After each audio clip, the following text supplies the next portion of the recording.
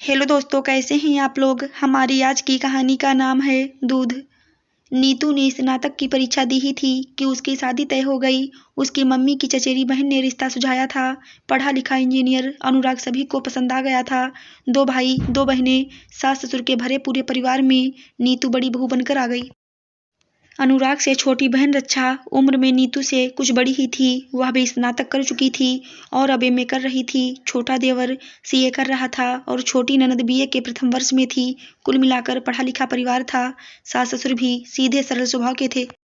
शादी के 3-4 दिन बाद सारे मेहमान वापस लौट गए। नीतू से सिर्फ पहली रसोई के अंतर्गत खाना बनवाया गया था। उसके बाद सास ने कहा था, अभी तुम कुछ दिन आराम करो। काम करने के लिए तो सारी उम्र पड़ी है। रोज की दिनचर्या शुरू हो गई थी।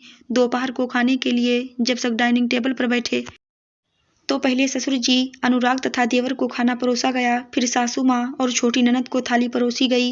अंत में एक थाली में खाना परोस कर रक्षा नीतू से बोली, चलो भाभी आ जाओ, या थाली हम दोनों के लिए। नीतू हैरानी से रक्षा का मुंह देखती रह गई। आज तक ऐसा तो कभी नहीं देखा सुना। हाँ, शादीशुदा पति पत्नी एक थाली में अवश्य खाना खाते हैं, लेकिन ननद भाभी एक थाली में, यह तो बड़ी अजीब बात है। वह अभी इसी कसमकस में थी कि सासू माँ बोली, बहू तुम्हारी यह ननद है ना, तुम्हें बहुत प्यार करती है, इसलिए एक ही थाली में दोनों का खाना परोस दिया है।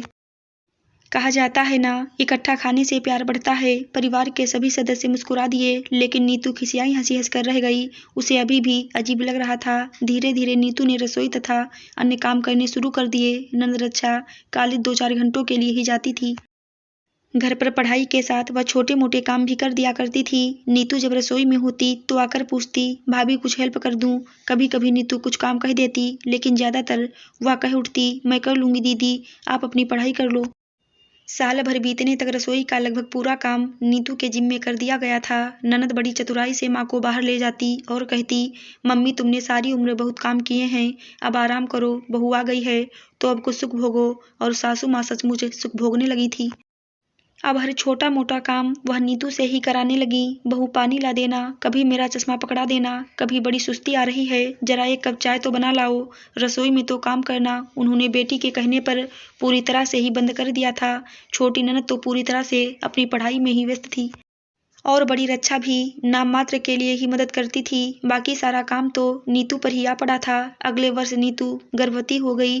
कभी उसका जी मिचलाने लगता, कभी उल्टी होने लगती। सासू माँ और रक्षा उस वक्त रसोई संभाल लेती, लेकिन जैसे ही उसकी तबीयत ठीक होती वापस वह रसोई में पहुंच जाती।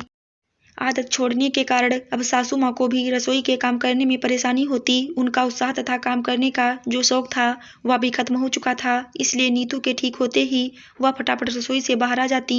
निश्चित समय पर नीतू ने एक सुंदर सी बेटी को जन्म दिया। घर भर में खुशी की लहर दौड़ गई। बहुत सालों बाद घर में छोटे बच्चे का आगमन हुआ था, इसलिए सभी उसके साथ खेलने पुचकारने में व्यस्त हो गए थे। 2 महीने बाद ही नीतू को रसोई के सारे कार्य पूरे तरीके से सौंप दिए गए। अब उसकी दिनचर्या अति व्यस्त हो गई थी। बच्ची का भी पूरा ध्यान रखना होता था और घर के भी कार्य करने होते थे। कभी कभी ऐसा भी होता कि खाना बनाने में कुछ देर हो जाती और उधर बच्ची भूख के मारे रोने चीखने लगती। इस पर सासू माँ कहती, पहले बच्ची को दूध पिला लो, काम बाद में होते रहेंगे। जितनी देर वह बच्ची को दूध पिलाती सासू माँ भी आराम करती रहती और दूध पिलाने के बाद उसको जाकर रसोई में बचे काम निपटाने पड़ते। इससे कई बार उसे कोफ्त होती, वह चिढ़ जाती, लेकिन संकोच के मारे पति से ना कहती, कहीं वे या न समझ लें कि उनकी माँ की शिकायत की जा रही है। धीरे धीरे उसने महसूस किया कि रक्षा उस पर हावी होती जा रही है। कुछ भी काम करना हो तो रौब से बात करती, भाभी यह कर दो, भाभी आपने यह नहीं किया, भाभी आपको समझ नहीं है, 2 साल हो गए आपको यहाँ आए, अभी तक आपको नहीं पता कि यह काम कैसे करते हैं। रक्षा की बातों से नीतू आहत हो जाती, उसकी आंखें भर जाती। लेकिन कहीं घर का वातावरण बिगड़ न जाए, इसलिए चुप रह जाती। एक दिन नीतू खाना बनाकर बच्ची के साथ खेल रही थी। कुछ देर बाद बच्ची रोने लगी, उसे भूख लग गई थी तो नीतू से स्तनपान कराने लगी। इतने में ससुर जी ने आवाज लगाई, खाना बन गया है तो परोस दो। रक्षा उधर से गुजर रही थी। उसने नीतू से कहा, भाभी पिताजी को खाना परोस दो, आपको पता नहीं उन्हें शुगर की बीमारी है, उन्हें वक्त पर खाना चाहिए। नीतू ने इशारा किया, वह बच्चे को स्तनपान करा रही है तो रक्षा बोली, आपको भी यही समय मिला, 5-10 मिनट आगे पीछे नहीं कर सकती थी। पिताजी को खाना परोसकर फिर बैठ जाती दूध पिलाने। रक्षा की बातें सुनकर नीतू सन्न रह गई। यह क्या बोल गई है, इसे समझ नहीं। बच्चे को दूध पिलाना जरूरी है या तुम्हारे पिताजी को खाना परोसना? तुम नहीं परोस सकती क्या? या उनकी पत्नी जो अंदर आराम कर रही हैं वह नहीं परोस सकती? हम बहुओं को तो आदेश दिया जाता है कि पति की सेवा करो, उनके खाने पीने का ख्याल रखो, और वह खुद अंदर आराम कर रही हैं और खाना परोसने के लिए बहू के सिर पर ननद खड़ी है। यह कैसा व्यवहार है? उसने मुंह से तो कुछ नहीं कहा, लेकिन उठी नहीं। बच्ची को दूध पिलाती रही, लेकिन एक निश्चय उसने कर लिया था कि अब ये मौका आने पर अपना मुंह खोलना ही पड़ेगा, वरना तो वह दबती ही चली जाएगी और इस तरह के अन्याय झेलने के लिए बाध्य हो जाएगी। इस बारे में उसने अनुराग से भी कह दिया कि आज रक्षा का व्यवहार उसे बहुत आहत कर गया है, और अगर दोबारा ऐसी हरकत उसने की तो उसे मुंहतोड़ जवाब देकर उसका मुंह बंद करना पड़ेगा। अनुराग भी चुप हो गया, क्योंकि उसे भी इसमें रक्षा की साफ गलती नजर आ रही थी। गुड़िया 6 महीने की हो गई थी।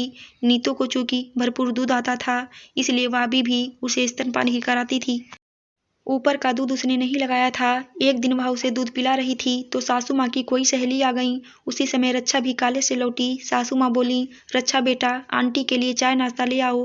रक्षा ने माँ को कुछ गुस्से से घूर कर देखा, मानो कह रही हो, अभी तो मैं कॉलेज से आई हूँ और आप मुझे आर्डर दे रही हो। रक्षा की शक्ल देखकर सासू माँ समझ गईं कि उसे बुरा लगा है, अतः फौरन बोली, नीतू से कह दो वह ले आएगी।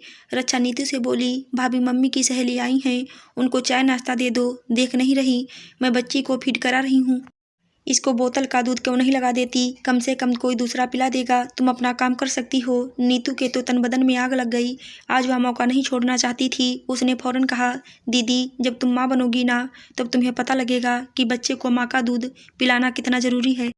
दूध पीते बच्चे को बीच में छोड़कर तुम्हारी सेवा करने लगूं? आखिर क्या समझ रखा है आप सबने मुझे? मैं क्या मशीन हूँ जो थकती नहीं? अगर मेरी बेटी के लिए प्रकृति की तरफ से मुझे अमृत समान दूध का उपहार मिला हुआ है तो मैं उसे अपने बच्चे को क्यों ना दूं? क्यों मैं बोतल का दूध पिलाऊं? कितनी माएँ तरसती हैं, उनकी छाती में बच्चे के लिए दूध नहीं उतरता। मैं उस मामले में बहुत खुशकिस्मत हूँ। तो तुम्हें क्या तकलीफ हो रही है? जब मैं उसे दूध पिलाती हूँ तभी तुम्हारे कुछ ना कुछ काम आ जाते हैं। आप कॉलेज से ही आए हो, थोड़ी सी पढ़ाई करके, कोई पहाड़ तोड़कर तो नहीं आई हो कि बहुत थक गई हो। आखिर तुम्हारी भाभी हूँ और वह भी बड़ी, तो सम्मान की अधिकारी भी हूँ। केवल एक थाली में कुछ दिन खाना खाने के प्रदर्शन करने, प्रेम के ढोंग से कुछ नहीं हो जाता। मन में आदर सम्मान होना चाहिए। जल्दी ही आपको भी किसी के घर की बहू बनना है, जैसा व्यवहार आप मेरे साथ कर रही हैं। अगर आपकी ननद ने भी वैसा ही किया कैसा लगेगा? तो आप जरा सोच लो। नीतू हाँफने लगी थी। रक्षा चुपचाप वहां से हट गई और माँ के कमरे की तरफ मुड़ गई। नीतू समझ गई अब वह वहां जाकर नमक मिर्च लगाकर पूरा किस्सा सुनाएगी और जरूर कोई बखेड़ा खड़ा करेगी। लेकिन उसने ठान लिया था अब मुंह बंद रखकर नहीं जिया जा सकता। जब अन्याय हद से बाहर हो जाए तो मुंह खोलना ही पड़ेगा, उसका विरोध करना ही पड़ेगा। सासू माँ की सहेली चली गई तो वह नीतू के पास आई। क्या बात है, बहू रक्षा को क्यों डपट दिया? वह रो रही है, तुम्हारे से बड़ी है उम्र में, बोलने से पहले कुछ तो सोच लिया होता। अब वह कुछ ही समय की तो मेहमान है, अगले साल तक तो उसकी शादी हो जाएगी, तो हमें मिलजुल कर रहना चाहिए ताकि शादी के बाद वह यहाँ इसी प्रकार आती रहे और प्रेम से तुम लोग मिलकर रहो। इस तरह रूखा कड़वा बोलोगी तो उसके दिल में तुम्हारे लिए क्या जगह रहेगी? वह इसलिए तो तुम्हारे साथ एक थाली में खाना खाती थी कि तुम्हारा आपस में प्यार बना रहे। मम्मी जी, आज तक आपके सामने मैं कभी नहीं बोली, लेकिन मजबूरी में मुझे बोलना पड़ रहा। एक थाली में इकट्ठा खा लेने से प्यार नहीं बन जाता। प्यार सम्मान तो अपनी सोच और व्यवहार से बनता है। दीदी का व्यवहार तो केवल कुछ दिनों तक ही ठीक रहा, उसके बाद से वे हमेशा मुझ पर हावी रहती हैं, डांट डपट कर बात करती हैं, लेकिन आप लोग कुछ भी नहीं कहते हैं। हद तो तब हो गई जब मैं बच्चे को दूध पिला रही हूँ और मुझे वह कह रही हैं कि मैं उसे दूध पिलाना छोड़कर उसके द्वारा कहाँ काम करूँ? बताइए, यह कहाँ का इंसाफ है?